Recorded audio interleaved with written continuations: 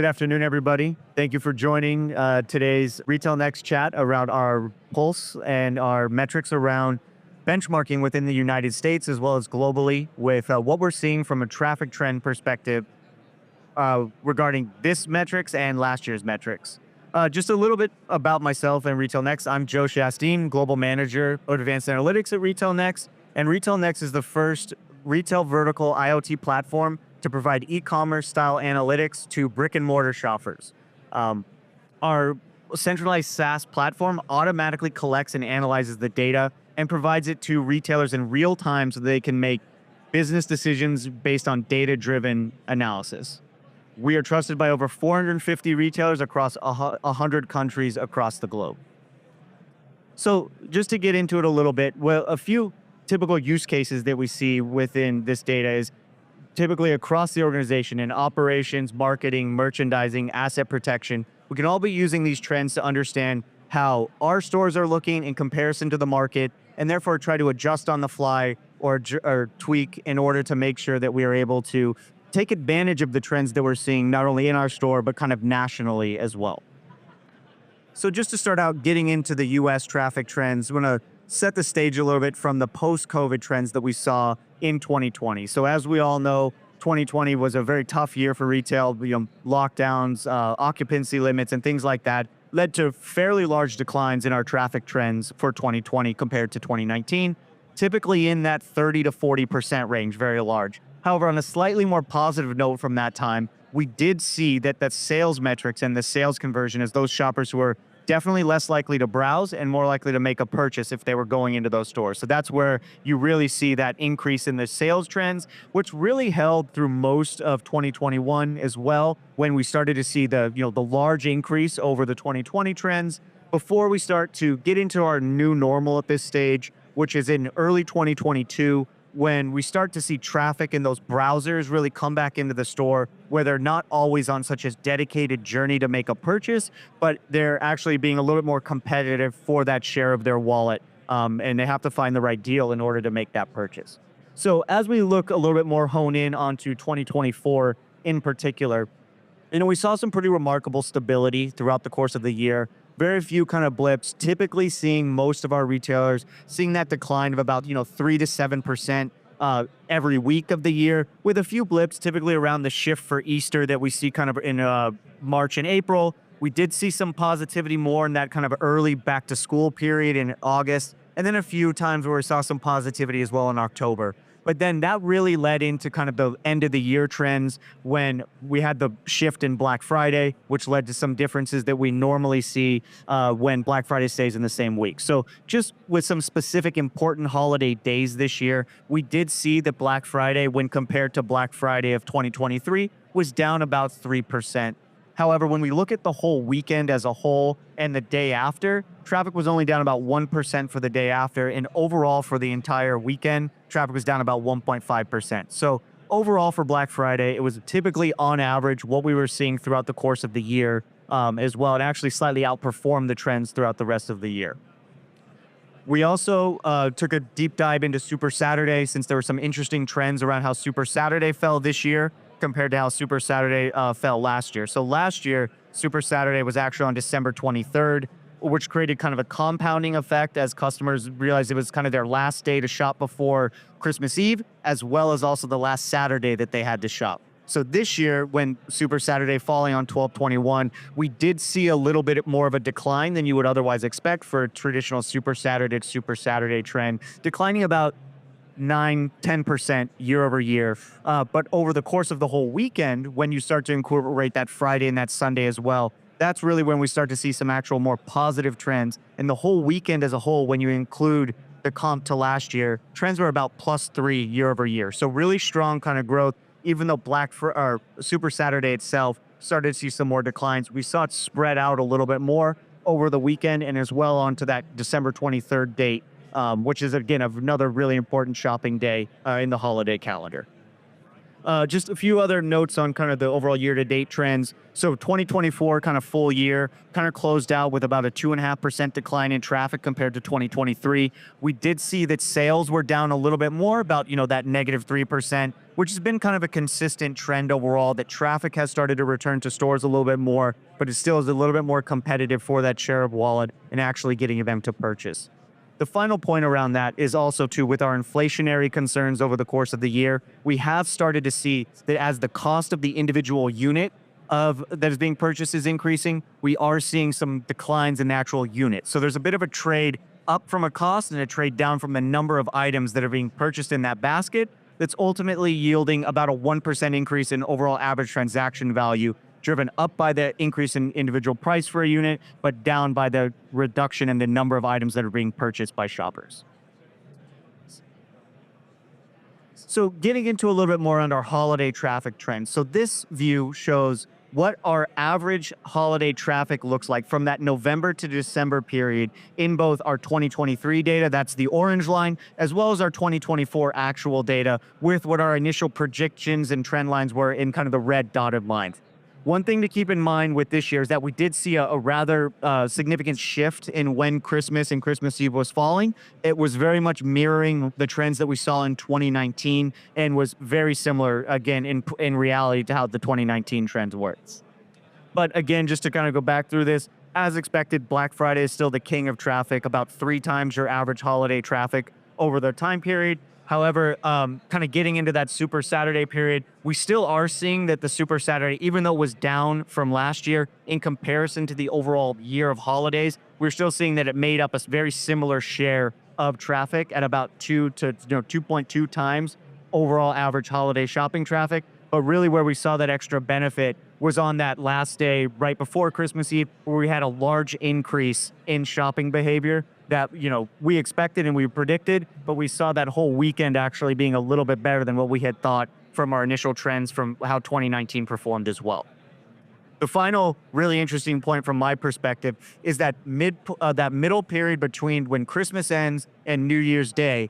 We actually saw a much larger increase in shopping behavior during that time period. So we had thought, as we had typically seen, that those traffic trends start to decline during that period. It's a little bit slower, kind of maybe a shopping rest period for people. But that was actually the opposite of what we had seen this year. So we actually saw trends really increase almost up, not to the level of Super Saturday, but really strong kind of 1.5 average holiday traffic, really strong kind of traffic trends over that time, which was really leading to increases that we saw towards the end of December. If you remember on one of these prior slides, where you see these massive increases year over year, it's all due to those trends and that shifting behavior of more shoppers being in stores during that last week between Christmas and New Year's Eve. So with that too, we wanted to showcase a little bit more on our specific categories and which categories have performed well within the United States. So a little bit of history for last year, 2023.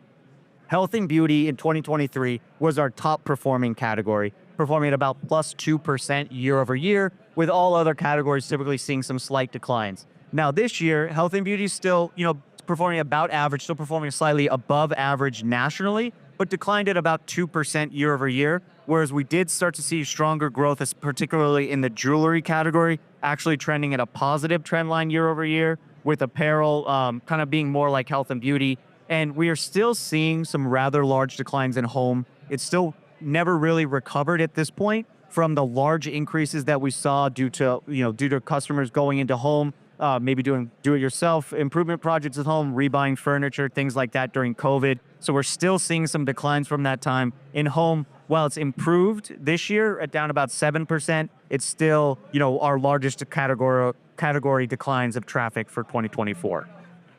From a regional perspective, there's a little bit less difference that we see. You'll see some maybe peaks and valleys depending on how the weather's trending that week or how it trended in the last week. But most importantly, what we were seeing is driving our trends this year was the Northeast and South performing about -2, whereas the Midwest and the West performing about -3.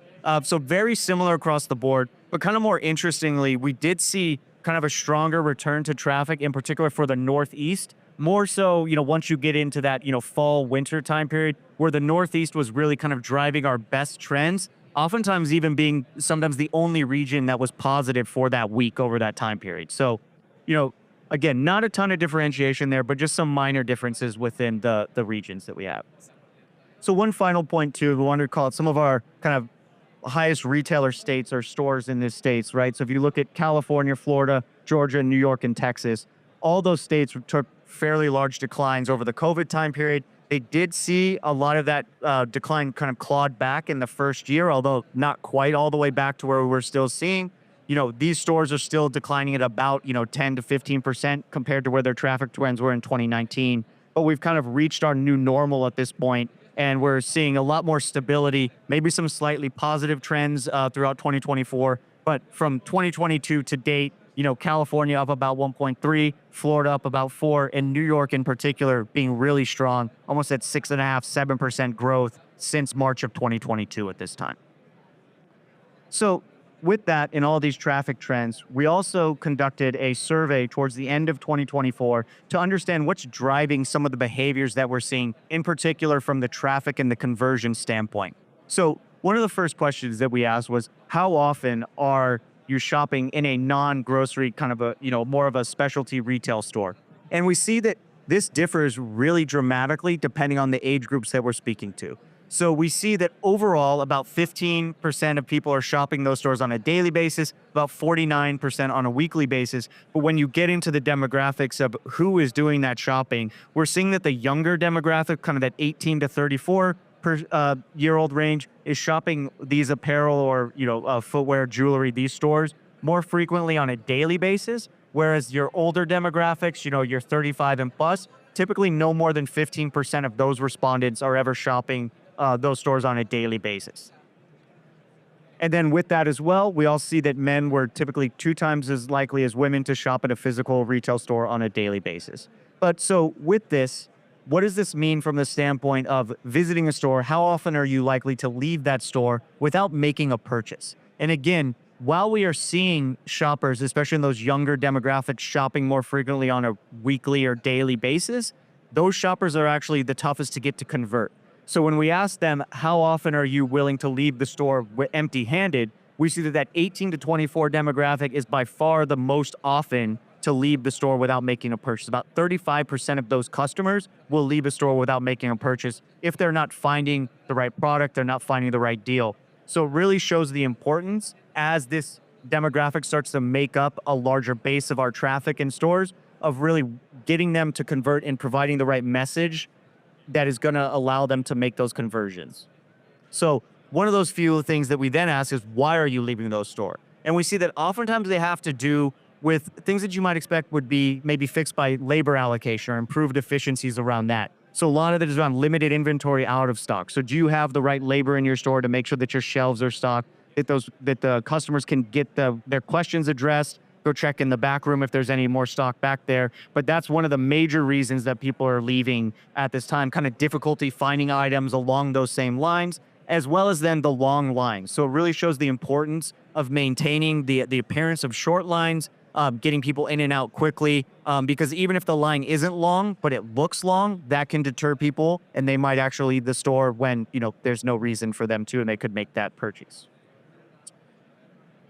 And then just the final point is kind of around making those impulse purchases. So what is typically driving those impulse purchases? And we've seen, especially over the last year or two with the kind of the rise of social media and the social media selling and kind of brands using that to connect with customers and try to create those viral trends, we're still seeing that most people are unwilling to admit that that is affecting their behavior at this time. So no more than 15% of any respondent or our respondent group said that, social influence, kind of fear of missing out, or social media is really driving those trends. It typically tends to be, what you might expect from your more kind of core retail drivers of sense. So limited time offers or discounts, eye-catching displays or packaging is really what's driving people to at least think that's why they're making their purchases. And they're much less likely to admit that we're seeing anything from kind of a social media standpoint of driving those trends. So with that, we also have similar metrics that we're rolling out for both the United Kingdom, Europe, and the Middle East at this stage. Then we also had a consumer sentiment survey within the UK as well that we'll get into. But just to kind of set a little bit of the stage here for the UK, so we have seen that over the course of 2024, UK traffic has been down about 1%, so better than what we've seen in the US, where traffic's down about 2.5%. But unlike in the US, sales were down significantly more, so down almost 4% compared to the traffic. But then when we look at particularly important days in the UK, we do see that their holiday shopping trends are actually significantly different from what we see in the US. So for them, they're trying to make more of an initiative for Black Friday. So we did see some slight growth on Black Friday in the UK year over year. But at the same time, from a Super Saturday perspective, we did see that even that shift in Super Saturday was not driving the same declines that we saw in the US. There was still actual growth in Super Saturday in the UK. But where we actually saw a bit more of a decline was on Boxing Day. And it appears like maybe since Boxing Day this year fell on a Thursday, that those customers were actually shifting their shopping behavior to that weekend after. So it wasn't actually going out on December 26th to get the Boxing Day deals. They were going out actually on Friday, Saturday, or Sunday. And that was where we actually saw large increases in year-over-year trends for traffic into UK stores. And with that, Europe showing very similar trends as well, but kind of getting into the overall cuts that we're segmenting out. So we're segmenting Europe right now into 4 main regions. We've got Eastern Europe, Northern Europe, Southern Europe, and Western Europe. Eastern Europe at this time is really kind of the one that's taking the largest decline, although still not significantly larger than the other regions that we have at about -2. We are seeing Western Europe, which typically consists of, Spain, France, Portugal, those countries. We're seeing some positive growth in their traffic trends year over year. And then Northern Europe, which, will include the UK in that as well. That's really where we're seeing kind of that, -0.6% as well. The Middle East, I'll get into this one. So for the Middle East as well, we are seeing various countries performing very differently. So actually the green line in this slide is the UAE. We've also got Saudi Arabia and then kind of all the other countries within the Middle East that we're able to analyze. But in this case, right, we're seeing Saudi Arabia at this point really taking larger declines often in comparison to the UAE. So very different trends in those two countries, where the UAE tends to be more positive, and when it does have declines, is not nearly as significant as those declines that we might be seeing in Saudi Arabia at this time. So for the UK as well, we also ran a similar analysis regarding holiday traffic trends. And this kind of goes back to the initial point around how we're seeing extremely different shopping behavior and shopping patterns within the UK compared to the US. So if you remember, Black Friday in the US was about 3.1 times your average holiday traffic. Within the UK, it still gets a nice bump, but it's only about 1.6 times your average holiday traffic. And then even at that level, we don't really see the massive increase in Super Saturday traffic in the UK that we did in the US. So US Super Saturday, even though it was down year over year, was still at about 2 times your average holiday traffic, versus in the UK, even though we saw positive growth year over year, it's still not much more than 1.5, 1.6 times average holiday traffic over this time. So there's a lot of very different aspects to the UK and the US from that standpoint. And we're continuing to develop our UK metrics, and we'll be publicizing them more throughout the course of 2025 as well.